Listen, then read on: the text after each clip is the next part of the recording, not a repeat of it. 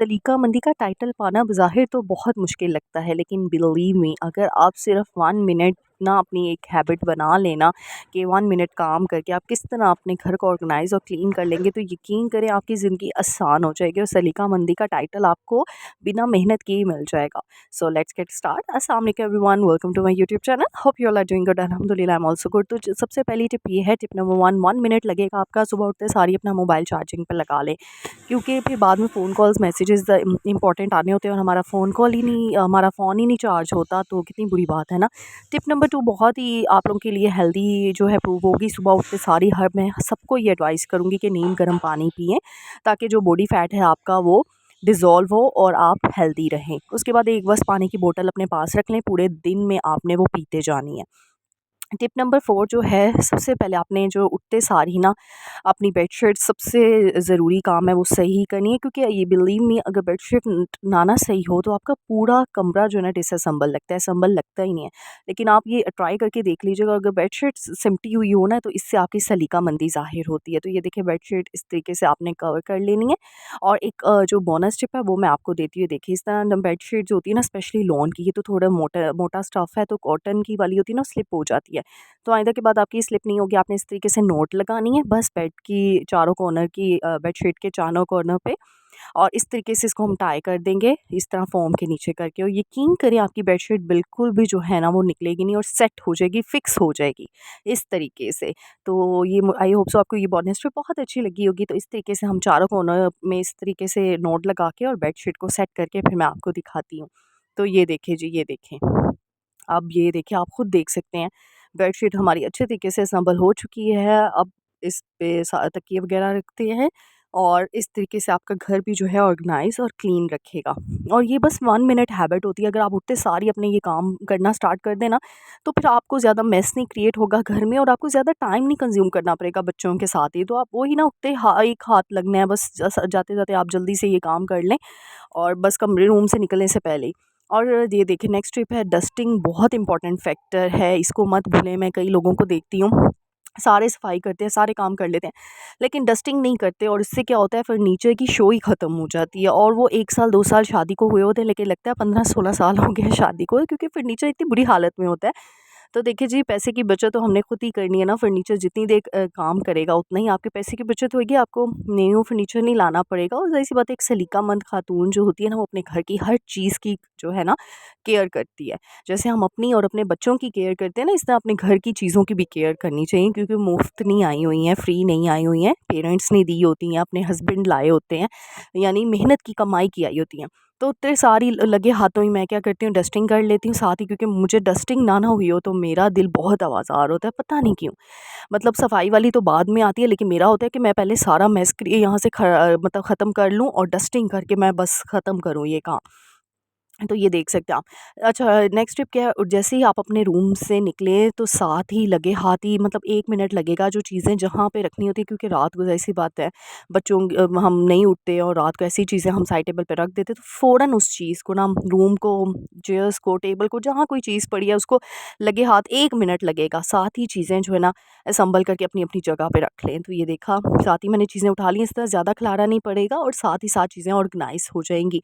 लगे हाथ ही आपने बस जहाँ-जहाँ से आपका चक्कर लगता जा रहा है, बस आपने वहाँ-वहाँ से ही ना जल्दी से कपड़ा अपने हाथ में पकड़ लेना है, डस्टिंग भी करते जाना है, और साथ में चीज़ें भी असम्बल करके रखती हैं। और नेक्स्ट टिप की तरफ, ये देखिए, ड्रेसिंग टेबल जो है, अक्सर बच्चों की वजह से वो भी चीज़ें फ़िल हो जाती हैं। तो ये देखिए, साथ ही हमने ड्रेसिंग टेबल, तो बहुत ही बुरा लगता है अगर वो चीज़ों से भरा हुआ हो। मैंने देखिए, मोहम्मद की वजह से ना मैंने ड्रेसिंग टेबल पे इतना सामान नहीं रखा, मैंने ड्रॉज़ के अंदर ही रखी हुई हैं सारी चीज़ें। बस ज़रूरी सामान जो होता है ना, जो मतलब मैं जल्दी से पिक कर सकूँ, ये मोहम्मद की लोशन वग़ैरह रखे हुए हैं बस, और रूम स्प्रे है, और इसके अलावा कुछ भी नहीं रखा मैंने। तो मैं साथ ही ड्रॉ के अंदर ही रखती हूँ हर चीज़। मेरी ये होती है, ड्रेसिंग टेबल पे भी कुछ ना हो, क्योंकि ये सारी बच्चों की माएँ मुझसे रिलेट करेंगी कि बच्चे ड्रेसिंग टेबल पे कुछ भी नहीं छोड़ते। तो ये देखिए जी, अब साथ ही मैंने ड्रेसिंग टेबल को भी जो है ना डस्टिंग कर ली है, उसकी साथ ही लगे हाथों तो ये देखिए इस तरीके से अच्छे तरीके से चीज़ें उठा के डस्टिंग किया करें। मैंने कई लोगों को देखा है, मैं सबकी बात नहीं कर रही हूँ, लेकिन मैं वैसे ही एक्सपीरियंस बता रही हूँ अपना, कि जो चीज़ें उठाए बगैर डस्टिंग कर लेते हैं और क्या होता है, चीज़ों के नीचे डस्ट पड़ी रहती है और वहाँ से फर्नीचर पे ना अजीब तरीके से स्टेन लग जाते हैं। नेक्स्ट टिप क्या है, ये देखिए इस तरीके पैम्पर, ये सारी चीज़ें प्लास्टिक वगैरह, वाइप्स वगैरह ना इधर-उधर बिखरी होती हैं बच्चों की ना, तो इसका मैं एक ईज़ी ट्रिप देती हूँ आपको। मैंने इस तरीके से अपनी आसानी के लिए मैंने हर चीज़ ऑर्गेनाइज़ करके रखी हुई है। ड्रॉ वगैरह में तो रखते हैं, लेकिन फिर वो सारी चीज़ों का ना एकदम से मेस क्रिएट हो जाता है।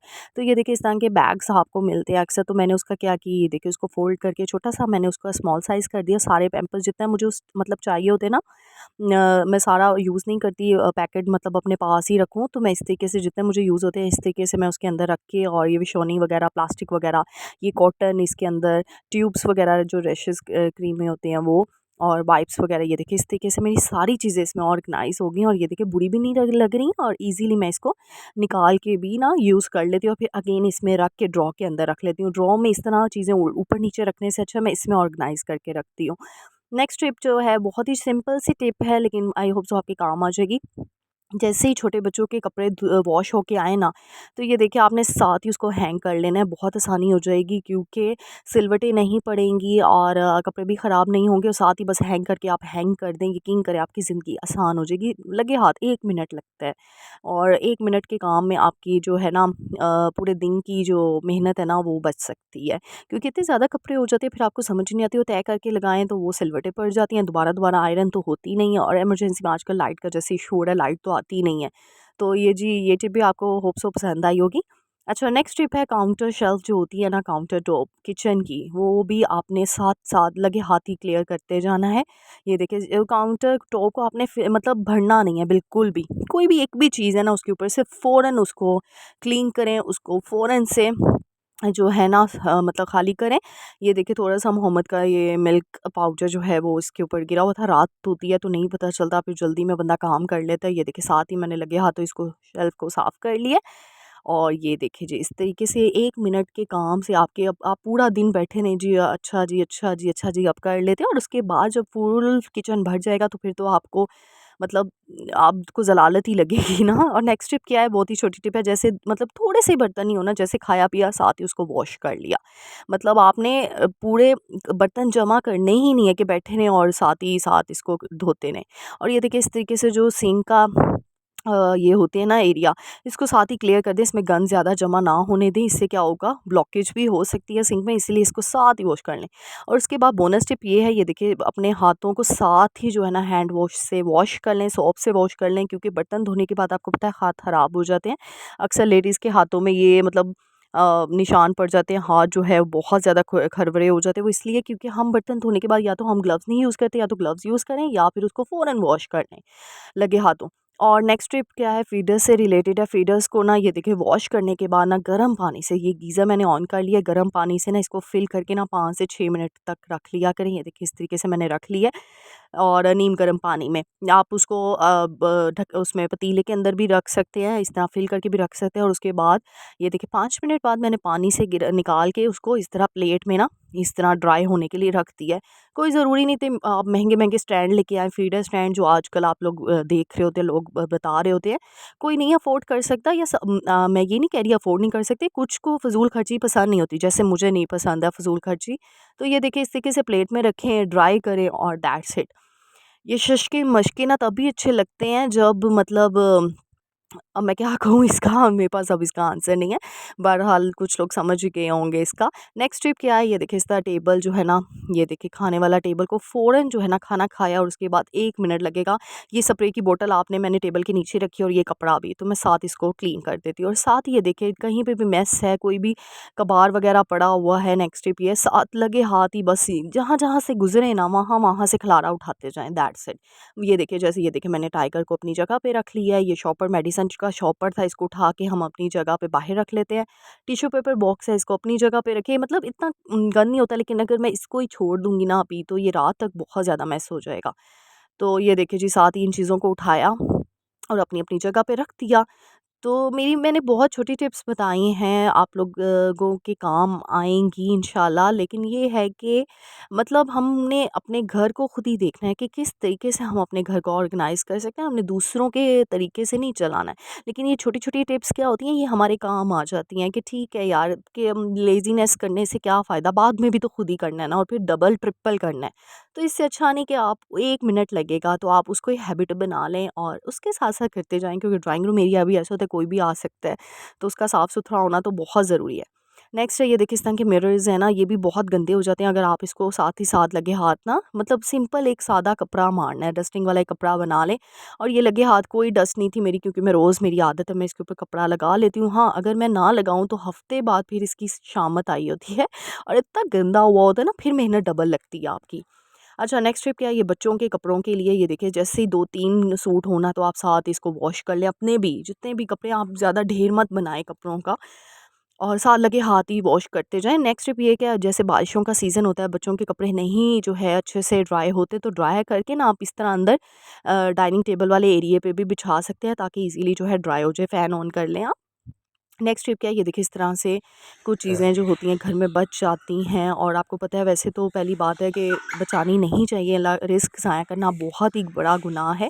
रिस्क की जो है ना उसको कदर करनी चाहिए, लेकिन फिर भी बच जाती हैं ये छोटी-छोटी चीज़ें। आप इस तरीके से आप सारी एक प्लेट बना लें, एक बाउल बना लें, जिसमें आप सारा ऐड करते जाएँ पूरे दिन का। और आपको पता है एक जानदार जो हम मतलब जानदारों की भी मखलूक है, और अल्लाह ताला बड़ा सवाब देते हैं जब उनको खाना खिलाया जाता है।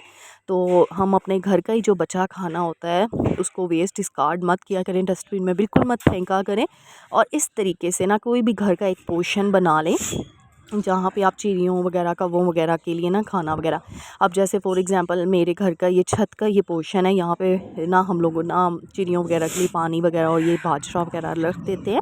और यहाँ पाँव वगैरह नहीं आने चाहिए, क्योंकि इसके ऊपर पाँव जूती नहीं आनी चाहिए, तो इसलिए हम लोग इसकी बड़ी एहतियात करते हैं। और इस तरीके से आप कोई भी एक पोर्शन बना लें छत का, या अपने घर का कोई भी एरिया घर के बाहर कर ले, 100 जगह होती हैं। तो इस तरीके से आपने ये खाना भी आपका वेस्ट नहीं जाएगा, और आपको दुआएं भी लगेंगी। तो होप सो आपको ये वीडियोस पसंद आई होंगी, और अगर पसंद आई है तो मेरे चैनल को लाइक, सब्सक्राइब, शेयर करना मत भूलिएगा।